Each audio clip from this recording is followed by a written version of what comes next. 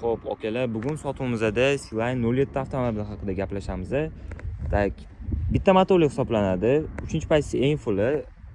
Liderlari bor, ko'rishinglar mumkin ikkalasini ham. 19 diskali ballonlarda Brembo tormozning sistema GT ballon hisoblanadi. Tak, ishlarini ham yo'q ko'rsatib o'taman. Qora salon. Salonga kirishimiz bilan Face ID, head up display, беспроводный zaryadka.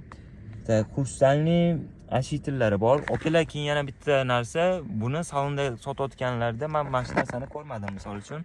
Balki men adashtirayotgandirman. Agar sizlar bilsanglar, kommentga yozib ketinglar. Xo'p, mashinamiz 1000 kilometrdan 7000 kilometrgacha yo'l bosib o'tganlari sotuvimizda bor, nalichkada tayyor. Oq dislarmi, qora dislarmi? Mana misol uchun mana shu qora rangini o'zi 3300 kilometrni probegi bor ekan. Xo'p, yana qulayliklariga keladigan bo'lsak, Abdusabagrev 4 sidenada ham bo'ladi.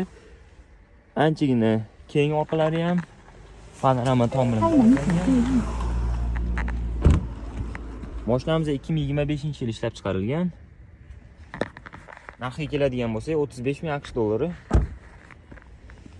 Bemalol indeksdagi joyimizdan xarid qilib kelsanglar bo'ladi. Gaka avtosaloni. Subwooferlar, Dynaudio akustik sistemasi bilan jihozlangan, 7 klaviatur zaryadka, 1 yil garantiya beramiz mashinaga.